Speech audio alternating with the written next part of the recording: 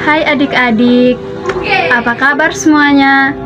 Semoga kalian baik-baik saja ya.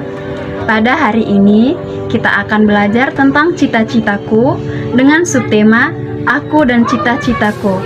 Sebelum kita memulai kegiatan kita, kakak akan memperkenalkan diri kakak dan teman-teman kakak. Perkenalkan, nama saya Marlina Gaa, biasa disapa Arlin. Kakak dari program studi pendidikan guru sekolah dasar semester 3. Halo adik-adik, perkenalkan nama saya Elizabeth Elu.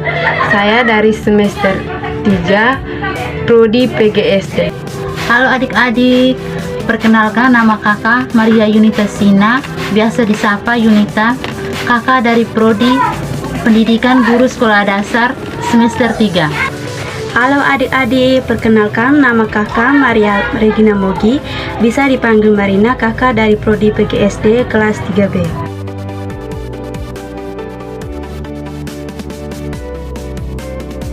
Puisi merupakan karya sastra yang terkait irama dan rima yang disusun dalam bentuk baris dan bait untuk menggambarkan perasaan pengarangnya.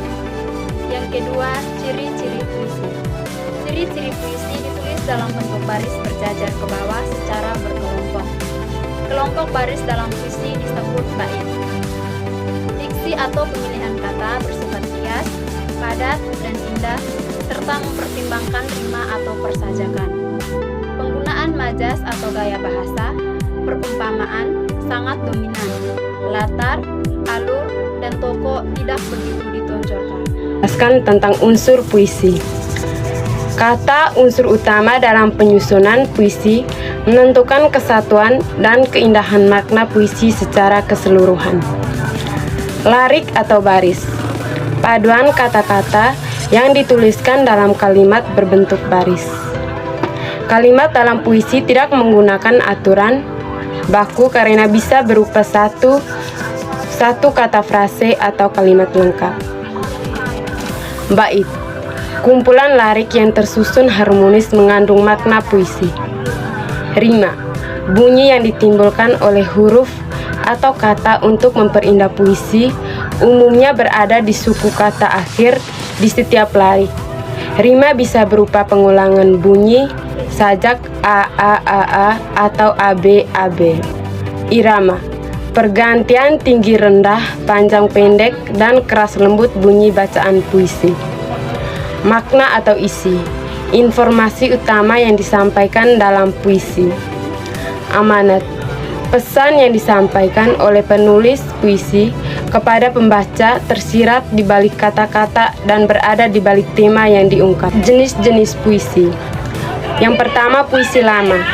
Puisi yang masih terikat oleh aturan rima dengan pola tertentu, pengaturan jumlah larik dalam setiap bait, dan jumlah kata dalam setiap larik, serta musikalitas puisi. Yang pertama, A. Pantun 4 larik, 2 larik pertama berupa sampiran, dan 2 larik terakhir berupa isi, rima, dan bersajak AB. Yang kedua, gurindam. 2 larik pertama berupa sampiran, larik terakhir berupa isi, rima, dan bersajak AA. Yang kedua, puisi baru. Tidak terkait dengan pola rima tertentu, jumlah baris, jumlah kata, maupun jumlah bait. Tetap mengandung irama, rima, musikalitas, makna, dan amanah. Selanjutnya, siklus hidup makhluk hidup. Siklus hidup, tahap kehidupan dari lahir hingga mati, dialami oleh semua makhluk hidup. Proses pertumbuhan, bagian dari siklus hidup yang ditandai dengan peningkatan ukuran tubuh. Proses perkembangan, bagian dari siklus hidup yang ditandai dengan perubahan bentuk dan fungsi bagian. Yang kedua, siklus hidup tumbuhan. Yang pertama, kacang hijau. Biji kacang hijau, kecambah kacang hijau dewasa, bunga kacang hijau, biji kacang hijau. Yang kedua, apel. Biji apel, tunas apel, pohon apel, bunga dan buah apel, dan biji apel. Dan tentang siklus hidup hewan. Siklus hidup hewan merupakan Proses tahapan hidup hewan berawal dari kelahiran dari perut induk atau menetas dari telur dan berakhir ketika hewan tersebut mati. Siklus hidup hewan tanpa metamorfosis adalah hanya mengalami perubahan ukur tubuh, tidak mengalami perubahan bentuk. Contoh siklus hidup hewan tanpa metamorfosis. Yang pertama sapi. Bayi sapi, anak sapi, sapi dewasa. Yang kedua kucing. Bayi kucing, anak kucing, kucing dewasa.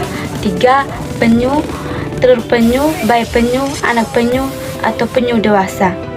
Metamorfosis sempurna mengalami proses kepompong dan larva yang berbeda bentuk induknya. Contohnya kupu-kupu, telur, ulat, kepompong, dan kupu-kupu dewasa. Yang kedua nyamuk, telur, jentik-jentik, larva, pupa, atau nyamuk dewasa. Yang ketiga lalat, telur, belatung, atau larva, pupa, dan lalat dewasa. Yang keempat telur, berudu berkaki, katak muda, katak dewasa. Metamorfosis tidak sempurna, tidak mengalami proses kepompong dan larva, tetapi mengalami proses mifa yang bentuknya tidak jauh dari bentuk dewasanya. Contoh belalang, telur, belalang muda, atau nimfa, belalang dewasa. Yang kedua kecoa, telur, kecoa muda, atau kecoa dewasa.